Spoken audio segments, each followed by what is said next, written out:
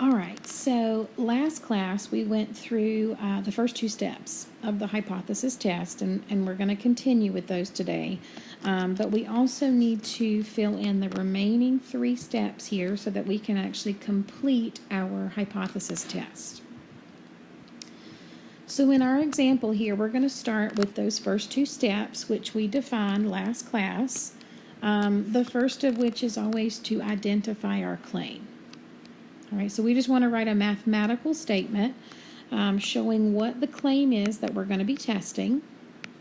And in this case, this is a claim about the mean, and we're claiming that this mean is less than 8.5 hours. Now, in order to get our two statements, which will become our null and our alternative hypothesis, once we write the claim, then we are going to need to write the opposite of that claim.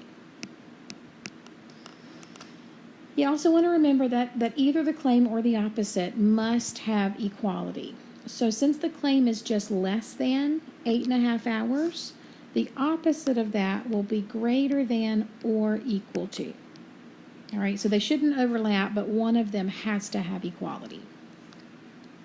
Now what these two statements are going to do is they're going to allow us to write our null and our alternative hypothesis. And the way that we do this is we look for the one that has equality.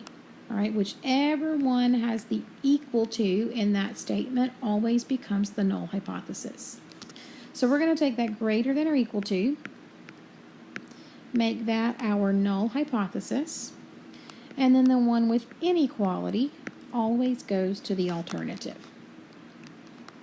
And before we move on, we're always going to take a minute just to remind ourselves which of these statements is our claim. And in this case, that's our alternative hypothesis because we were asked to look at less than 8.5 hours.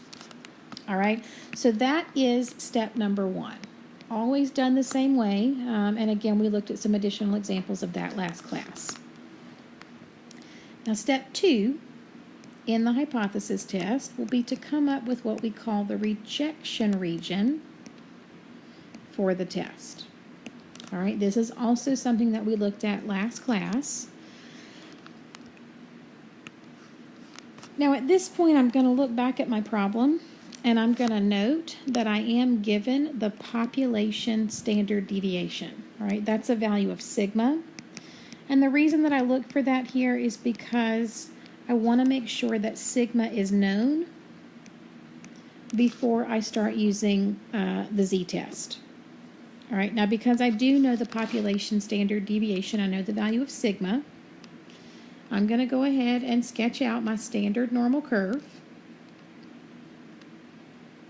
All right, that's just my basic bell-shaped curve centered at 0. And then the next thing I need to do is make sure that I shade the rejection region in the proper tail of the curve. So this is where I'm going to always look back at the alternative hypothesis.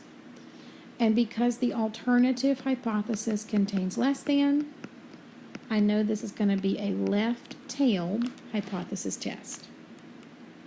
All right, so that tells me I'm going to shade the rejection region in the left tail of this curve. All right, now the next thing I need to note is that the level of significance, that value of alpha, is always going to give me the area of the shaded rejection region. Now, because this is an area to the left, that means I am good to go right to my standard normal table. I'm going to search to get as close as I can to an area of 0.01, and I'm going to note that that happens right here.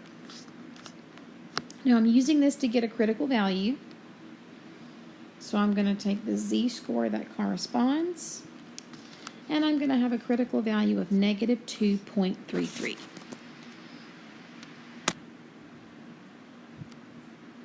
So I'm going to go back here to my rejection region, and I'm going to specify that critical value at negative 2.33. And so my rejection region, what I've shaded, would be anything less than negative 2.33. All right, so that's my step number 2. Now, my step number 3 is to calculate a value of z that I can use to make my decision by comparing it to the rejection region. All right, now, formula for taking a sample mean and converting it to z. We've done this before back in chapter 5, but you can also see it in the defined steps of your hypothesis test. All right, it looks like this. So we're going to take the sample mean. All right, if we look back at our information given in the problem, we have a sample of 25 with a mean of 8.2. All right, that is a sample mean, a value of x bar at 8.2. So I'm going to take that, and then I'm going to subtract a value of mu. And the value of mu, I'm always going to take from the null hypothesis, right? Basically, whatever value I'm testing, because this is where I make a comparison between what happened in the sample and what I'm testing in my claim. And then I'm going to divide this by standard deviation, but remember, for sample means, the standard deviation is not just sigma. Okay, so I'm going to take that value of sigma, which is 0.5, but for my sample means, I'm going to use a standard deviation of sigma over the square root of n. All right, where n is my sample size, and I have a sample of 25 here. All right, now again, remember from what we did in chapter 5, if you want to go ahead and approximate that standard deviation, you can absolutely do that. All right, if you want to work this out in steps, that standard deviation here is 0.1. Just be careful if you need to that you don't round it too short. And so what I'm going to be looking at here is negative 0.3. And if I divide that by 0.1, I'm looking at a z-score of negative 3. All right. Now, I want us to look back for a minute at the steps that were defined here for the hypothesis test. Okay, so we've done now steps 1, 2, and 3. So notice how we make our decision. We look to see if our calculated value falls inside the shaded region. And if it does, we reject the null hypothesis. So let's look back at what we have. Okay, we have calculated a value of z right here at negative 3. So if we were to compare that to our rejection region, okay, think about this like a number line. If negative 2.33 is our critical value, note that negative 3 is going to fall to the left of that, right? It's more negative. It's less than negative 2.33. So what that tells me,